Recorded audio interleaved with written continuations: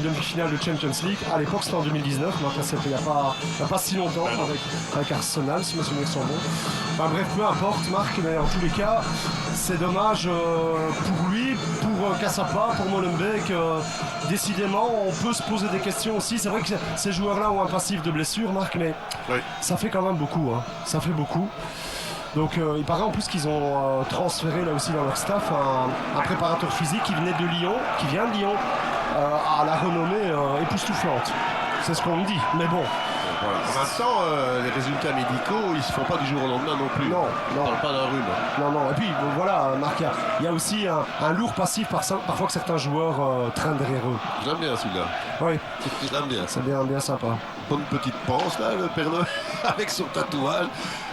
C'est très très bien. Bon, et en parlant de Bruges, ça c'est quand même l'information. Alors, certes, on l'avait déjà entendu et on l'a subodoré quelque part, mais la Jupiler Pro League risque de perdre un international qui avait participé à la Coupe du Monde avec son pays, en l'occurrence le Canada. C'est Buchanan qui devrait normalement et logiquement rejoindre l'Inter Milan. Oui, c'est ce qui se dit de plus en plus, effectivement, par rapport à lui. Il y a l'intérêt d'autres clubs aussi, hein, Marc. C'est pas juste l'Inter qui est sur lui. Rappellera quand même, parce que ça a peut-être échappé aux gens, c'est qu'il fait avec le Canada un très bon mondial au Qatar. Hein. Il a vraiment été très très bon. Hein. Donc ça a joué aussi un petit peu pour lui, quoi. Voilà, juste un bon joueur. On rappellera quand même que s'il y a des transferts, parce qu'en ce moment-là on se dit, bon, enfin l'Inter, pourquoi est-ce qu'ils transfèrent, ils sont premiers dans le catch, il y a que tout qui roule. Attention, la CAN arrive. C'est vrai. Ça va prendre de la place. Le championnat d'Asie va aussi avoir lieu à ce moment-là. Quand on voit le nombre de Japonais qu'il y a à gauche et à droite et le nombre d'Asiatiques qui commencent à affluer dans notre championnat pour justement s'améliorer et servir les intérêts de leur pays, ça va quand même laisser de la place. C'est aussi la raison pour laquelle, mais quand on a de l'argent, l'Inter en a maintenant. Il y a eu des petits problèmes aussi dans la reprise du club, mais là maintenant ça va beaucoup mieux.